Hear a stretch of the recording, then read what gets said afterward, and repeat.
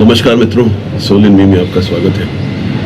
आज का एक बहुत ही अद्भुत संयोग है और ये मेरा सौभाग्य है कि मैं एक ऐसे सिद्ध संत के बारे में बताने की चेष्टा कर रहा हूँ और मैं चाहूँगा कि ये शुरुआत जो है ये प्रभु राम के नाम से मैं करूँ, प्रभु हनुमान जी के आशीर्वाद से, और आप तक पहुँचने की कोशिश करूँ। तरह तरह के जो हमारे सनातन धर्म से संबंधित इस भारतवर्ष में इतने सारे संत महात्मा, इतनी सारी ज्ञान पद्धति है, वो सब आप तक पहुँचे और आप इसको जानें आज के संदर्भ में कि कैसे ये सब हमारे जीवन के लिए कितने इम्पोर्टेंट है, कितनी ज़रूरी है। तो मित्रों, आज हम एक अद्भुत संतों में संत शिरोमणि श्री तुलसीदास जी का वर्णन करने जा रहे हैं। और ये भी एक संयोग ही है क्योंकि ऐसी मान्यता है कि 11 अगस्त आज 10 अगस्त है, 11 अगस्त 1497 में श्री तुलसीदास जी का जन्म हुआ था। तो जानने वाले संयोग यह है, अच्छी बात यह है कि आप जब प्रभु तुलसीदास के बारे में, तुलसीदास अपने आप में एक सागर है। जहाँ पर राम है वो तो सागर ही है, हो सकता है। जहाँ पूर्ण रूप से राम विराजमान हो वहाँ पे कहने के लिए क्या है, बस समझने के लिए, अनुभूति करने के लिए ही है। और आप कहते कहते भी कम हो जाएगा क्योंकि राम राम है, पूरा संसार ही राममय है। तो तुलसीदास जी भी वही एक स्वरूप हैं, हनुमान जी का आशीर्वाद साथ में लेकर। तो मैं जो भी कहूँगा शायद वो बहुत कम है और बहुत सारे संयोग हैं, बहुत सारे संदर्भ हैं, बहुत सारी बातें कही जाती हैं। तो हो सकता हो कि मैं जो एक संदर्भ में बोलूँ ये बहुत सारे संदर्भ से उनसे अलग भी हो सकते हैं, पर मैं जो कॉमन है, जो मान्यता रूप है, वो बातें कहूँगा। इसलिए किसी तरह का मैं पहले ही बोलूँ, किसी तरह का कोई इसमें कॉन्ट्रडिक्शन नहीं है, आपके लिए कोई कॉन्ट्रडिक्शन नहीं है कि मैं जो कह रहा हूँ वही सही है या गलत है। ये एक मान्यता है जो हमें सालों से पता चली है और हम उसी की बातें करेंगे। तो तुलसीदास जी के स्टोरीज के बारे में बहुत सारे संयोग हैं, बहुत सारी बातें कही जाती हैं। तो आइए हम थोड़ी सी जानकारी लेकर समझने की कोशिश करते हैं, क्योंकि हम एक ऐसे अद्भुत रचनाकार की बातें कर रहे हैं, कि ऐसे भक्त की बातें कर रहे हैं जिसकी बराबरी नहीं हो सकती। एक ऐसे रचनाकार की बातें कर रहे हैं, एक ऐसे पोएट की बातें कर रहे हैं जो मेरे हिसाब से इस विश्व का, इस संसार का सबसे बड़ा पोएट है। क्योंकि अगर आपने रामचरितमानस पढ़ा है, अगर रामचरितमानस पढ़ते हैं तो आप इस बात को समझ लेंगे, कोई भी साधारण मनुष्य इसकी रचना नहीं कर सकता, कोई भी पोएट इसकी रचना नहीं कर सकता। आप सोच के भी, अपनी कितनी भी इमेजिनेशन में चले जाएं, आपकी सोच शब्द अच्छे हों, आपके विचार बहुत ही स्ट्रांग हो, तब भी आप ये रचना नहीं कर पाएंगे। ये तो तभी हो सकता है जब आपके अंदर दैविक आशीर्वाद हो, जब आपके अंदर दैविक अनुभूति हो रही है, जब आपके अंदर एक दैविक संरचना और चेतना जागृत होकर चल रही है। बिना चेतना जागृत होकर रामचरितमानस आप क्या एक पल नहीं, एक दोहा नहीं लिख पाएंगे। तो आइए हम तुलसीदास जी के बारे में जानते हैं थोड़ा बहुत और उनके बारे में समझने की कोशिश करते हैं कि क्या है। नॉर्मली बच्चे 9 महीने में पैदा होते हैं, सब लोग। तुलसीदास जी 12 महीने में पैदा हुए। 12 महीने बाद उनकी माता को प्रसव हुआ और पैदा हुए। जब एक बच्चा पैदा होता है तो सबसे पहले इस पूरे ब्रह्मांड में, जैसे पृथ्वी पर, वो माँ बोलता है। इसलिए माँ शब्द सबसे इम्पोर्टेंट है। माँ शब्द बोलता है या रोता है, गाता है, आ बोल के रोए। तो तुलसीदास जी जो पहला नाम बोला वो राम बोला, उनके मुँह से जो आवाज़ निकली वो राम निकली। इसलिए माता पिता ने उनका नाम राम बोला बताया। उनका नाम रखा राम बोला, क्योंकि राम बोले, जब पैदा हुए पहला नाम बोले राम। अब सवाल ये था कि हाँ, एक चीज़ और जानने लायक है। तुलसीदास जी जब पैदा हुए थे तो उनके 32 के 32 दांत थे। बच्चे जो पैदा होते हैं तो उनके हाथ के 11, 10, 11, 12 दांत होते हैं। 32 दांत तभी होते हैं जब आपको विजडम प्राप्त हो, ज्ञान प्राप्त हो। हम कहते हैं कि जैसे जैसे आपकी दांतें बढ़ती हैं और आपको 32 दांत हो जाए तो कहते हैं, हमारे यहाँ कहा जाता है कि हिंदुस्तान में कहा जाता है कि आपकी अकल बढ़ी हुई है, आपको ज्ञान प्राप्त है, आप अकल से बहुत समझदार हैं। तुलसीदास जी को भी ज्ञान 32 दांत थे बचपन में, पैदा होते हैं। अब राम बोला जो पैदा हुए, इसके साथ एक और संयोग जुड़ा है। वो संयोग ये जुड़ा है कि उस समय के ज्योतिष लोगों ने जब देखा, कुंडली बनाने की जो परंपरा थी, हर बच्चे की कुंडली बनाई जाती थी, तो ज्योतिषी लोगों ने जब वो कुंडली बनाने की वो देखा तो उसमें पाया कि वो एक अमुक मूल नक्षत्र में पैदा हुए हैं, जो कि एक खराब नक्षत्र माना जाता है, और उसमें मोस्टली माता पिता के ऊपर किसी तरह का ट्रेजेडी होना या किसी तरह के का खतरा होने की संभावना बन जाती है। तो उनके माता पिता ने जब ये जाना तो उन्होंने उनको त्याग दिया, तुलसीदास जी। ये भी एक अद्भुत सी बात है। तो तुलसीदास जी को उनके एक रिश्तेदार, चुनिया कहते हैं, उन्होंने उनको पाला, और पर वो भी कुछ साल तक पाली और उसके बाद उनका भी देहांत हो गया। तो तुलसीदास जी का बचपन बहुत सुखमय नहीं था, सुख के साथ नहीं बीता, पर वो उनके अंदर विलक्षण प्रतिभा थी, एक विलक्षण सहयोग था जो सबको समझ में आया। खैर बहुत सारी बातें हैं उनके साथ जुड़ी हुई। और पर तुलसीदास जी को उनके जो पहले गुरु मिले, वो इसमें और भी कुछ स्टोरीज है जो मैं आपको आगे बताऊंगा तुलसीदास जी के संबंध में, जैसे कैसे उनको मूर्ति चोरी का उनके ऊपर इल्जाम लगा और कैसे उनको गुरु मिले, ये आगे वाले संदर्भ में बताऊंगा जरूर, क्योंकि ये बहुत ही अद्भुत और सुनने लायक है। हम सबको उससे ज्ञान प्राप्त होगी। तो तुलसीदास जी के जो पहले गुरु थे वो नरहरि दास थे, नरहरि दास। और पहली बार उनको रामायण नरहरि दास जी ने सुनाया था। उनका यज्ञोपवीत भी नरहरि दास ने ही किया था।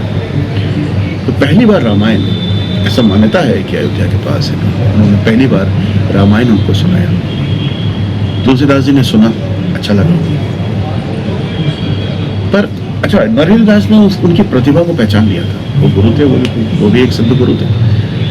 तो उन्होंने देख लिया था कि इनके अंदर राम की वो चेतना, इनके अंदर वो संवेदना, चेतना, अनुकंपा सब बह रही है। तो उन्होंने उनको फिर से रामायण सुनाया। तो तुलसीदास जी ने बाद में रामचरितमानस विनय पत्रिका में शायद दोहा भी लिखा, और ये लिखा है कि उस समय मैं बहुत छोटा था, बच्चा था।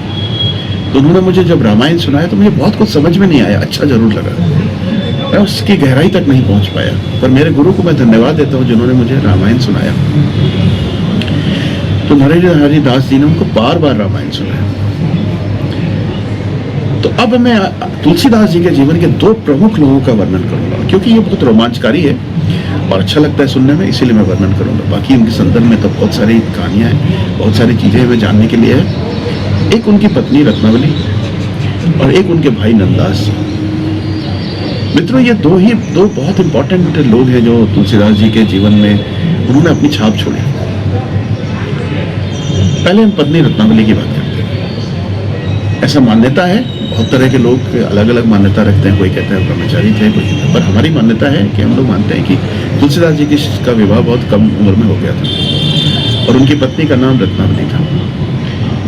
तुलसीदास जी के अंदर की जो संतता थी, उनके अंदर की जो भक्ति थी, जो उनकी अनुभूति थी, वो उसमें मग्न रहते थे। हनुमान जी के एक मंदिर में हनुमान जी की सेवा भी करते थे, पूजन करते थे।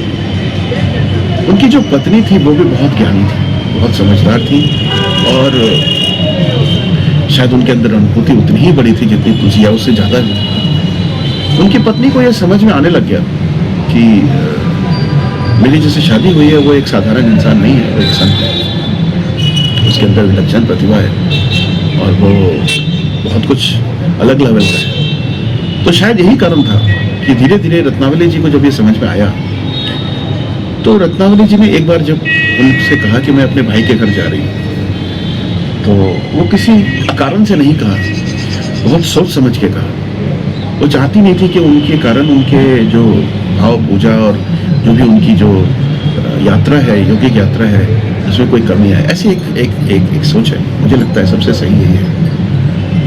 तो उनकी पत्नी ने अपने भाई के यहाँ जाने को कहा और चली गई। तुलसीदास जी अपनी पत्नी को इतना प्यार करते थे, इतना ज्यादा। अब ये एक सोच है, जब आपके अंदर, ये हमारी मान्यता है, आपको अगर अपने अंदर में आध्यात्मिक चेतना आपकी अगर बहुत जागृत होगी, बहुत ज्यादा जागृत होगी, तो आपकी जो भौतिक चेतना है, जो भौतिक समृद्धि है, काम वासना है, वो आपको अपनी तरफ एक बार खींचती है। क्योंकि जब कुंडलिनी को खुलना होता है, तो कुंडलिनी उस जिस जाल में फंसी हुई है, वो इच्छाओं का, प्राप्ति करने का, दुखों का, काम वासना का एक जाल है, जहां से उसको निकल के ऊपर जाना होता है, ईश्वर की ओर। तो वो सत्ता से जब वो निकलना चाहती है तो वो खींचती है, वो जो सारी कुरीतियां हैं, बुराइयां हैं, या बुराइयां ना भी कहें तो जो उसके जो संदर्भ हैं, जो भौतिक संदर्भ हैं, जो शक्ति है, वो उसको खींचती है। और बहुत तेज है वो, बहुत शक्तिमान है, इसीलिए सब लोग संत नहीं बन पाते, क्योंकि उससे निकलना, वो मोह माया है, उससे निकलना आसान नहीं।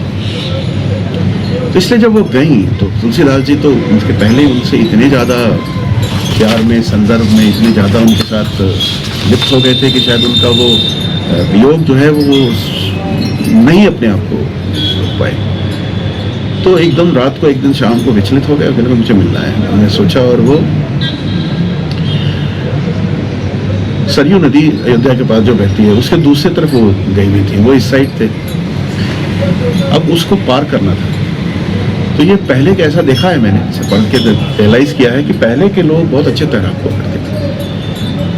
तैराकी करना उनके लिए बहुत ही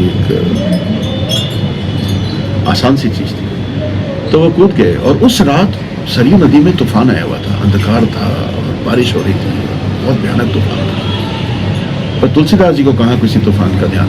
तुलसीदास जी चले गए, कूद गए और तैरने लगे तो उस तूफान में फंस गए। जब फंस गए तो उनको एक बहती हुई, एक जिसको आप लकड़ी का लॉग कहते हैं, लकड़ी की शिला जैसा कुछ दिखा, उन्होंने उसको पकड़ लिया, क्योंकि वो डूबने लगे थे, बुरी हालत थी, उस तूफान में तैरना आसान नहीं था। और उसको पकड़े किसी तरह से वो नदी के उस पार पहुंचे। और जब वो नदी के उस पार पहुंचे, फिर वहां से चल के वो पत्नी के घर तक पहुंचे। पत्नी जो थी, ऐसा मान्यता है कि प्रथम तल में रहती थी, फर्स्ट फ्लोर पे। रात का वक्त था, कोई भी दामाद ऐसे किसी जगह आ जाए तो थोड़ी शर्म लाज तो होती है। खुद में भी उनको लग रहा होगा कि मैं इतनी रात को अपनी पत्नी के से व्याकुल होकर आया हूँ उनसे मिलने के लिए, लोग क्या कहेंगे, क्या सोचेंगे। ये सोचते हुए वो सोचे कि मेन दरवाजे से न जाके वो साइड के दरवाजे से, खिड़की, ऊपर की खिड़की में चले जाऊं। तो उनको कुछ समझ में नहीं आ रहा था। उन्होंने देखा एक रस्सी लटकी हुई है, मोटी सी रस्सी। अंधेरा तो था ही, उस दिन तो तूफान वाली रात थी, अंधेरा बिल्कुल था, दिख भी नहीं रहा था ज़्यादा। उन्होंने उस रस्सी को पकड़ा और ऊपर चढ़ गए। ऊपर जाके दरवाज़ा, खिड़की खुला तो पत्नी ने दरवाज़ा देखा, ही क्या है। पत्नी ने जब देखा, सामने देखा तुलसीदास जी खड़े, हैरान हो चुकी होगी, ये क्या है। उन्होंने कहा, आप? बोले, हाँ, मैं तुम्हारे बगैर नहीं रह पाया, मिलने आ गया। और पत्नी ने साथ के साथ देखा कि जो बगल में वो रस्सी थी, वो कोई रस्सी नहीं थी, वो एक अजगर सांप था। तुलसीदास जी ने को रात में वो सांप और रस्सी में फर्क दिखा नहीं, वो उसको पकड़ के चढ़ गए। तो रत्नावली ने देखा और हैरान हो गई, और व्याकुल भी हो गई और परेशान भी हो गई, क्योंकि वो रत्नावली ने के अंदर प्यार की कोई कमी नहीं थी, न सम्मान की कमी थी, और रत्नावली के अंदर ज्ञान था। उन्होंने तुलसीदास जी को शायद इसलिए नहीं से अलग नहीं हुई थी क्योंकि वो कोई विरक्ति हो, कोई परेशानी हो, कोई दुख हो, कोई संताप हो, ऐसा कुछ नहीं था। उनको ज्ञान था, उनको लगा कि शायद वो उनके आड़े आ रही हैं उनके इस। तो उन्होंने तुलसीदास जी को कहा कि जितना प्यार, और तुलसीदास जी कह रहे हैं कि मैं तुम्हारे बगैर नहीं रह सकता, मैं तुमको बहुत प्यार करता हूँ।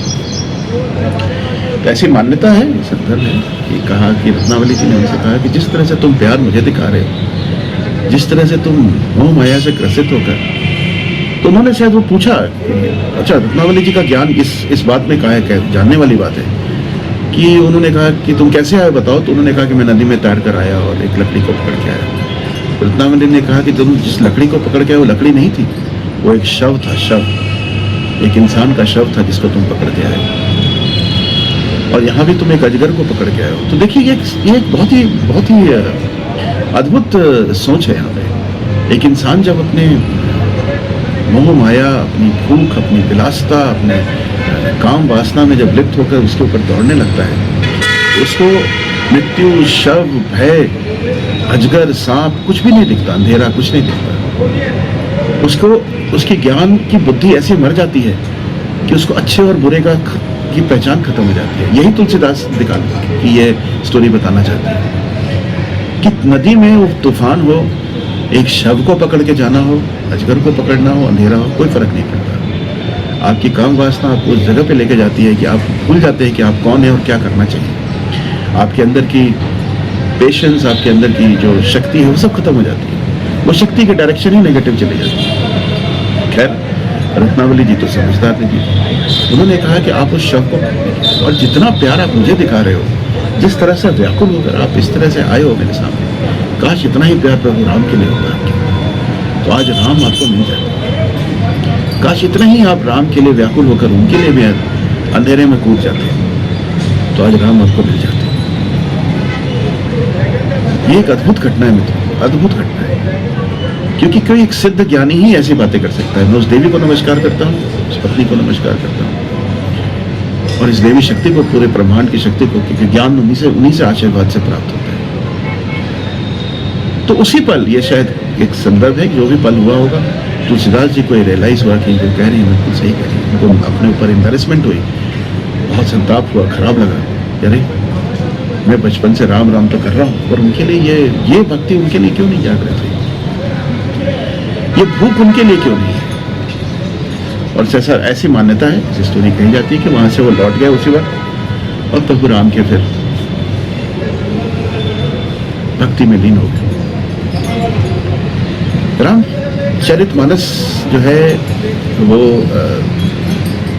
तुलसीदास जी ने लिखा है, और वो एक अद्भुत संयोग है रामचरितमानस का, जिसमें उन्होंने, जैसे हम कह रहे थे कि ये तुलसीदास जी के जीवन में रत्नावली जी का जो बहुत प्रमुख योगदान रहा उनकी पत्नी का, उसी तरह से एक और इंसान जिनके जीवन, उनके जीवन में बहुत अच्छा इम्पोर्टेंस योगदान रहा है, वो उनके भाई नंददास जी। तो अगर आप तुलसीदास नंददास जी के बारे में, नंददास जी जो हैं वो तुलसीदास जी के भाई हैं, सगे भाई।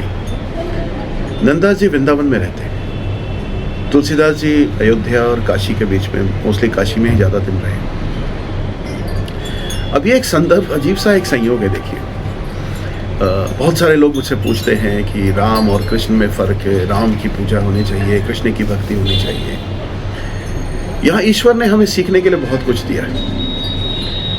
एक संत हैं, सिद्ध संत, जो राम भक्त हैं, राम में डूबे हुए हैं, उनका नाम है तुलसीदास। विष्णु भक्त, विष्णु, तुलसी, ये सब एक संदर्भ है, तुलसी, विष्णु, राम। उनके भाई का नाम नंददास है, नंददास अर्थात कृष्ण के दास, और होता भी वही है। तुलसीदास जो है वो राम जी के भक्ति में विलीन है, और नंददास जी जो है वृंदावन में कृष्ण भक्ति में विलीन है। तो वो श्री गोवर्धन नंदन की पूजा करते हैं, ये प्रभु राम मर्यादा पुरुषोत्तम की पूजा करते हैं। और प्रेम दोनों तरफ है, और प्रेम दोनों के बीच में भी है। तो तुलसीदास जी अपने भाई को लेकर हमेशा, जो उनके अंदर की व्याकुलता, जैसे कहा जाता है प्यार था, तो चाहते थे कि नंददास जी उनके साथ आकर रहे, उनके साथ रहे, क्योंकि तुलसीदास जी का नाम ख्याति बहुत हो चुकी थी, और उनका एक प्रॉपर प्रीट बन चुकी थी वहाँ काशी में। तो नंददास जी के पास गए, वहाँ जाकर उन्होंने उनसे मुलाकात की, बातें की, और उनसे निवेदन किया कि आप मेरे साथ चलो, हमारे साथ काशी। नंददास जी तो कृष्ण भक्त में लीन थे, और कहाँ कोई वृंदावन छोड़े। कृष्ण की जन्मभूमि, कृष्ण की भूमि, कृष्ण का घर, उसको छोड़ के कहाँ कोई कृष्ण भक्त कहीं जाएगा। ये तो हमारे सुख संयोग होते हैं, हमारे पिछले जन्मों का एक बहुत बड़ा आशीर्वाद है कि आप वृंदावन जैसी भूमि पर आप तपस्या करने चले जाओ, वहाँ कृष्ण भक्ति करने चले जाओ। तो उनके पास तो प्राप्त हो गई थी प्रभु की कृपा, तो कहाँ जाए। पर तुलसीदास फिर भी अपने भातृ प्रेम में, अपने प्रेम में उनको हमेशा रिक्वेस्ट करने के साथ रिक्वेस्ट किए कि हमारे साथ आप चलो। पर नंददास जी हैं, वो कहे कि ना, मैं तो नहीं जाऊँ। तो हाथ हार के तुलसीदास जी ने कहा कि नंददास जी अब मैं जा रहा हूँ, क्योंकि आप जाओगे नहीं, तो मैं यहाँ से जा रहा हूँ। तो देखिए, हमारे यहाँ एक रिवाज है, और ये हिंदुस्तान की सनातन का बहुत ही प्रमुख रिवाज है, और इसके पीछे बहुत कारण भी है। हम जब भी किसी के घर जाते हैं, किसी से मिलने जाते हैं, तो जरूर कुछ लेकर जाना चाहिए हाथ में, खाली हाथ नहीं जाना चाहिए। और जब जाते हैं तो वहाँ पाँव छूकर प्रणाम करते हैं या उनको अभिवादन करते हैं, प्रणाम करते हैं, वो हमारा स्वागत करते हैं, जो भी है।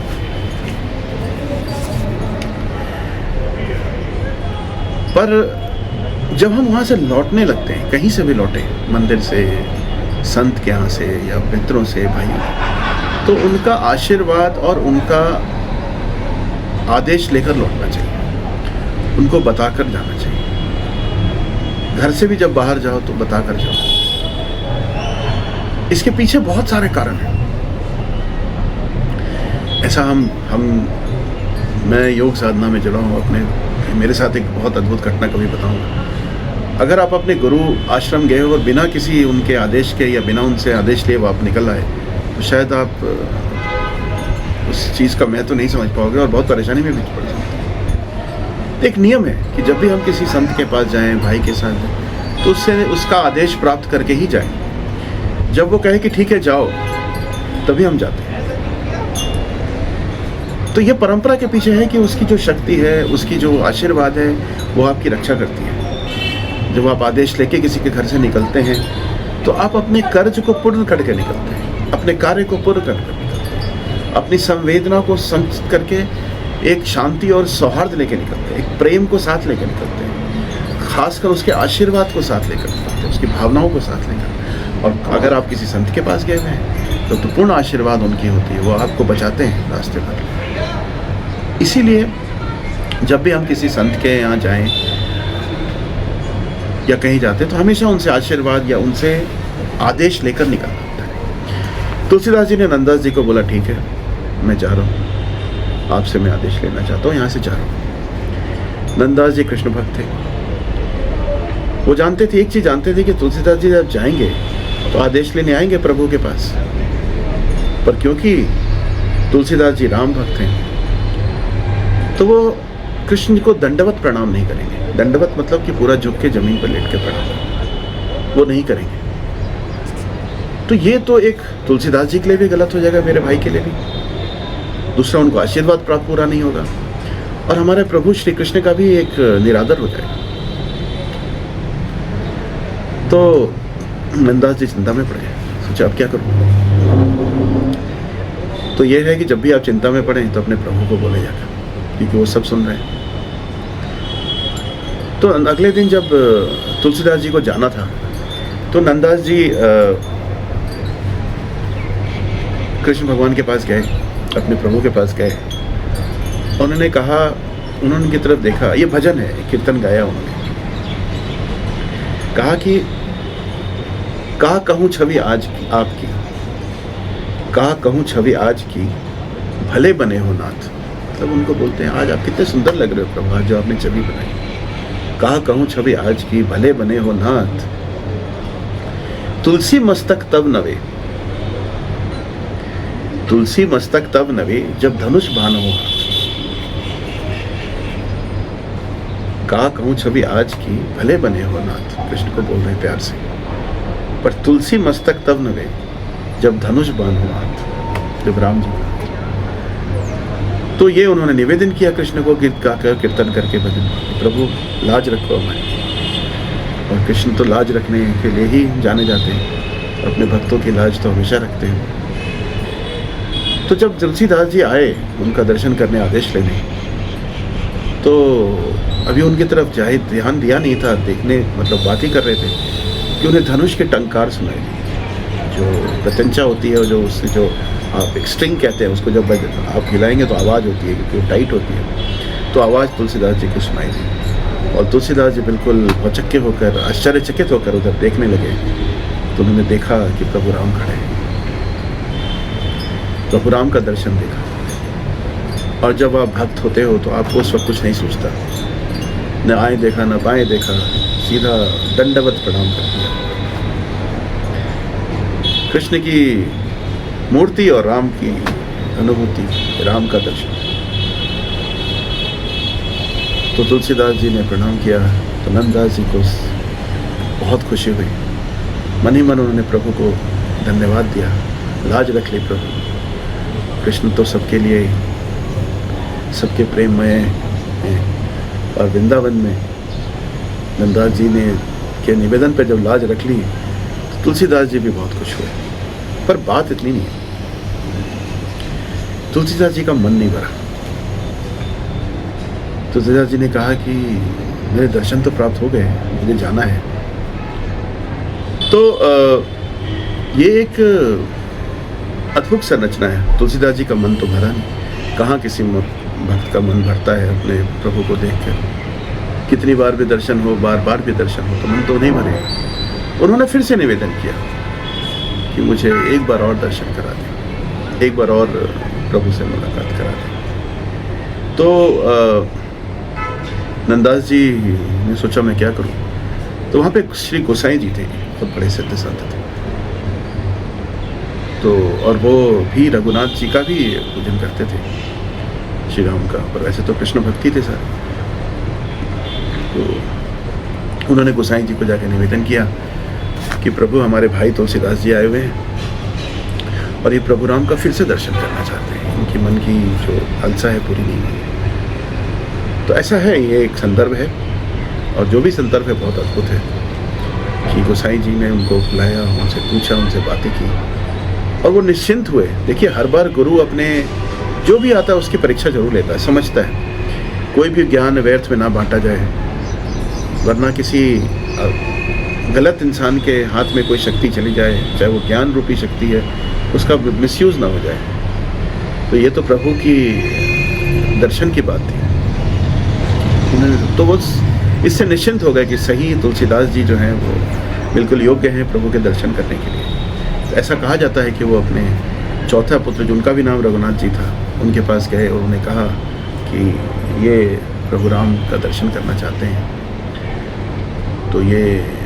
तो वहाँ पर उनको प्रभु राम और माता सीता, उनका दर्शन प्राप्त हुआ उन लोगों के सामने, और माता सीता और प्रभु राम ने उनको आशीर्वाद दिया और ये आशीर्वाद उनको प्राप्त हुआ और बहुत खुश होकर वो वहाँ से वापस आए। पर उनके नंददास जी, उनके जो भाई थे, वो वृंदावन से नहीं गए, वो उनके साथ ही रह गए। तो ये एक अद्भुत संयोग है। आइए कुछ और भी बातें जानते हैं, और ये जानना ज़रूरी है कि तुलसीदास जी के इस अद्भुत 126 साल कहते हैं उनके जीवन में क्या क्या हमने उनसे पाया। राम और माता सीता का दर्शन हो गया तुलसीदास जी को, तो अब बात वही अटक गई कि तुलसीदास जी ने बोला कि आप चलो मेरे साथ। तो नंददास जी ने कहा कि जैसे मेरे प्रभु श्री कृष्ण ने श्री राम का रूप धारण करके आपको दर्शन दिए, आप भी अपने प्रभु राम को बोलो कि श्री कृष्ण का रूप धारण करके मुझे दर्शन दे, तब मैं चलूँगा, ये वादा करो। तो मित्रों, ये हमारे यहाँ मर्यादा पुरुषोत्तम प्रभु राम, हम जानते हैं कि एक मर्यादा है। परमपिता परमेश्वर प्रभु राम अपना स्वरूप नहीं बदलते और वो उस रूप में नहीं जा सकते। ये बात तुलसीदास जी को पता थी और हम सबको पता है। तो उन्होंने कहा कि ये तो संभव ही नहीं है, और एक्चुअली में तो देखा जाए तो ज़रूरत भी नहीं है। हम सबके इष्ट प्रभु राम ही हैं। नंददास जी को शायद ये पता ही था कि ऐसा होगा नहीं। तो तुलसीदास जी ने कहा ये संभव नहीं है। तो नंददास जी ने कहा जब ये संभव नहीं है तो फिर हम जाएंगे भी नहीं आपके साथ। जहाँ मेरे इष्ट है वहाँ पे मेरा मुकाम है साथ। तो मित्रों, ये चीज़ सीखने वाली बात है। कुछ बातें जो इसमें सीखना है हम चाहिए, वो ज़रूरी चीज़ ये है कि जो भी आपका ईश्वर हो, जो भी आपका भगवान हो, जो भी आपका गुरु है, जिस रूप में भी आप उनको पूजते हो, उनको छोड़ना मत। अपनी भक्ति की जो धारा है, जो धागा है जिससे आपने उनको पकड़ रखा है, जो भी आपने सीखा है, जो आपके अंदर की फिलॉसफी है, उसको छोड़ो मत। उस पर पकड़ के रखो मजबूत होकर, उससे हारो मत। जहाँ भी जाओ उसी फॉर्मूला से रहो। अपनी फॉर्मूला को मत बदलो, अपनी भक्ति को मत बदलो, अपनी संवेदना को मत बदलो, अपने इष्ट को मत बदलो। मैंने देखा है लोग आज इनकी पूजा कर रहे हैं, किसी से सुन लिया उनकी पूजा स्टार्ट कर दिया, इनकी फिलॉसफी मान रहे हैं, कल उनकी फिलॉसफी मानने लग जाते हैं। मौका परस्त है, ज़रूरत पड़ी तो इधर के हो गए, ज़रूरत पड़ी तो उधर के हो गए। और अल्टीमेटली कहीं के नहीं रहे, और उसके बाद निराश होकर कि मेरे को तो कोई भी भगवान मदद नहीं कर रहा, कोई गुरु मदद नहीं कर रहा। एकम साधे सब सदे, जो एक को साध ले वो सबको साध सकता है।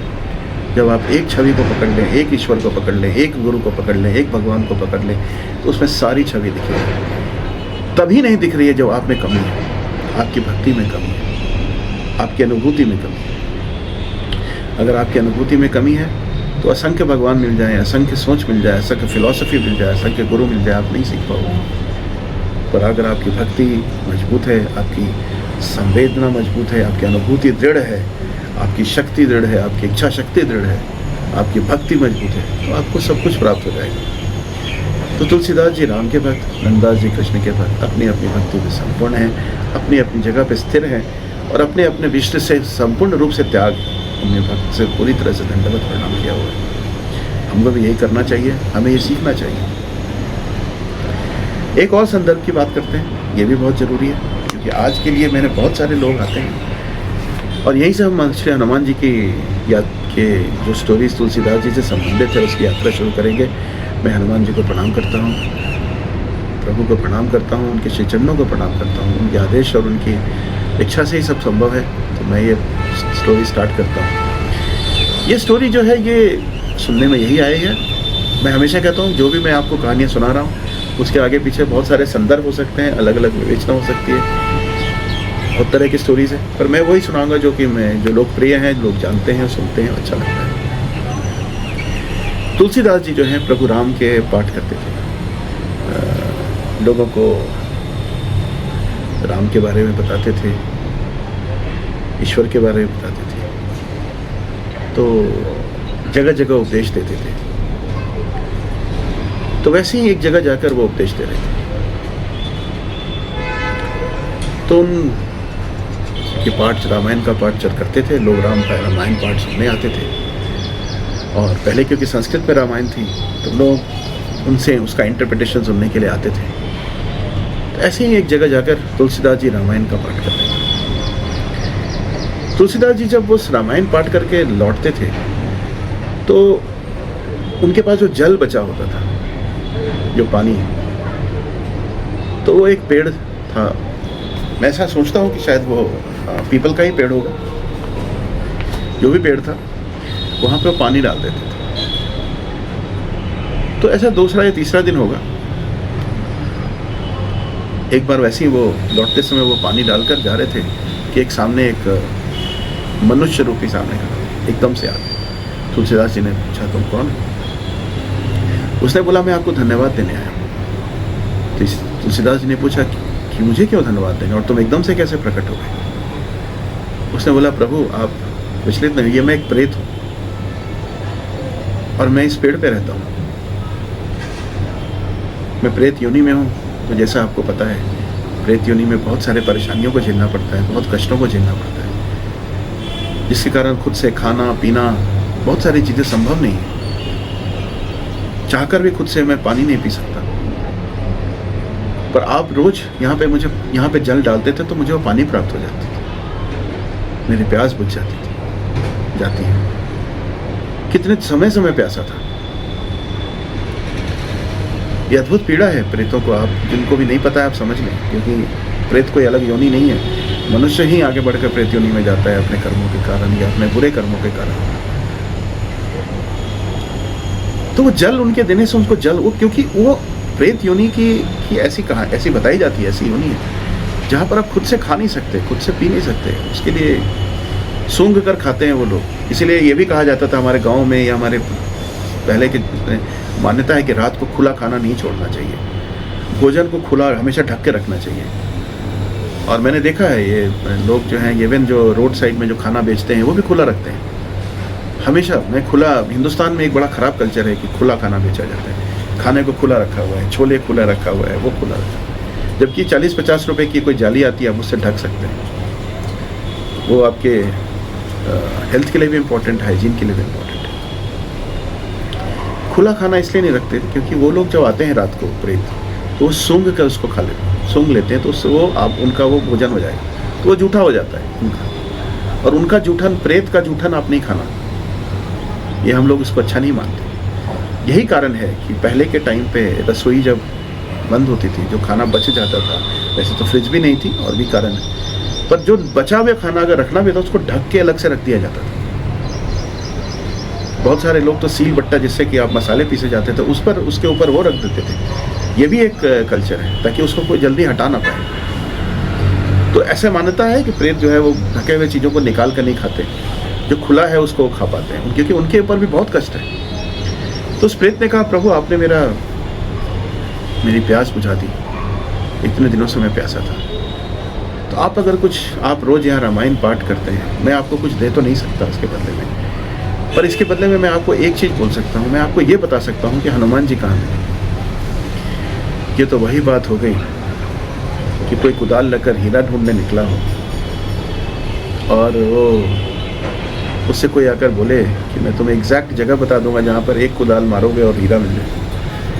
ये तो वही बात हो गई कि जन्मों जन्मों की जो महत्वाकांक्षा है, जो वो कोई सामने खड़ा होकर कहे कि मैं एक पल में तुम्हें दे दूँ। तुलसीदास जी को और क्या चाहिए था। मैंने पूछा, अच्छा तुम जानते हो? बोले हाँ मैं बता सकता हूँ। तुलसीदास जी ने बोला बताओ। उन्होंने कहा, प्रभु आप जब रोज रामायण पाठ करते हैं तो इतने सारे लोग आते हैं, और ये आपको पता होना चाहिए कि कहीं भी रामायण हो, यत्र यत्र रघुनाथ कीर्तनम तत्र तत्र कृतमस्तकांजलि। जहाँ जहाँ रघुनाथ का कीर्तन होगा, जहाँ जहाँ रामायण की बात होगी, जहाँ जहाँ राम का वर्णन होगा, वहाँ प्रभु हनुमान जरूर विराजमान होंगे सुनने के लिए। अभी भी होंगे, मैं उनको प्रणाम करता हूँ। हर पल जहाँ भी ये उनकी भक्ति है। रघुपति प्रिय भक्तम, सबसे प्रिय भक्त है रघुपति। इसीलिए है क्योंकि वो मंत्र मुग्ध रहते हैं। यत्र यत्र रघुनाथ कीर्तन। तो इसलिए आप जब कीर्तन करते हैं रघुनाथ का, तो हनुमान जी आते हैं। तो तुलसीदास जी रोमांचित हो गए। उन्होंने कहा, अरे आते हैं, मुझे कैसे पता चलेगा? तो प्रेत ने कहा, प्रभु ध्यान दीजिएगा, जो आपके इस प्रवचन में जो भीड़ आती है उसमें जो सबसे पहले आता है और जो सबसे आखिरी में जाता है वही हनुमान जी है। तुलसीदास जी को अच्छा, बहुत खुश हुए, वहाँ से वो चल पड़े। इसमें एक बात और जानने वाली बात है, ये भी ध्यान रखिएगा, ये जो प्रेत आत्माएं हैं हो सकता है ये भी सुनने के लिए आती हैं रामायण पाठ। जब आप पूजन करते हैं, सिर्फ मनुष्य रूप में आप नहीं बैठे, बहुत सारे लोग बैठे। तो तुलसीदास जी के इस रोमांच से निकले और अगले दिन एक्साइटेड थे, पहुँचे रामायण पाठ करने। और जब रामायण पाठ करना शुरू किया तो व्याकुल थे, कौन सबसे पहले आता है, छिप के देख रहे थे। तो देखा एक बहुत ही बूढ़ा बीमार सा आदमी एक लाठी लेकर चलता हुआ किसी तरह से निरे होकर, परेशान होकर किसी तरह से आया और आगे बैठ गया। अब हनुमान जी की छवि है दिमाग में, वहाँ पर एक बूढ़ा अजीब सा आदमी लाठी लेकर चलता हुआ बीमार सा, कहाँ इसमें कोई समन्वय दिख रहा है।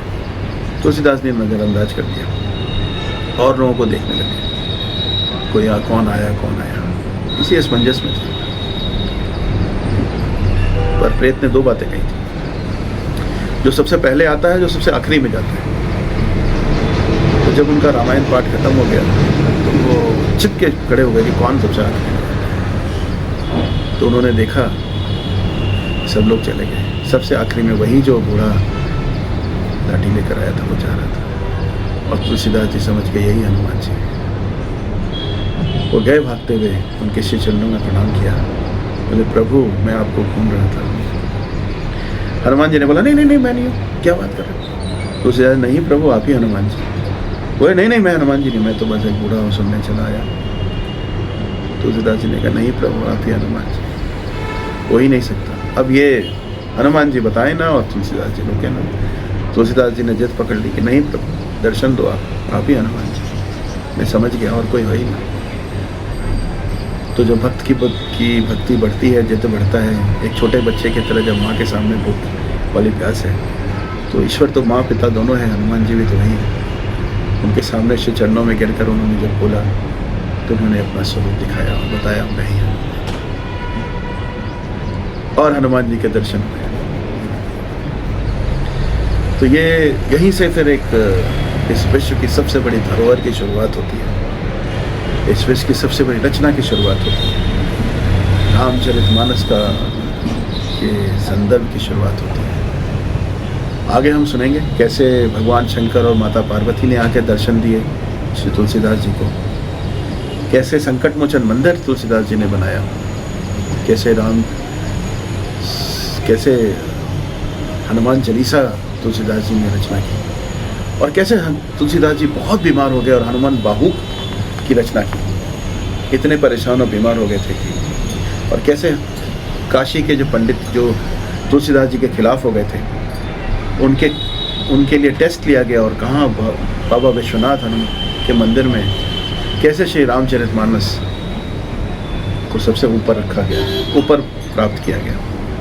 ये सब बहुत सारी जानने लायक बातें हैं जो हमारे आज के वर्तमान पीढ़ियों को, वर्तमाने वाले पीढ़ियों को जानना चाहिए, उनसे सीखना चाहिए। तो मित्रों, आगे हम और बातें करेंगे। अभी तक के लिए धन्यवाद, बहुत बहुत धन्यवाद।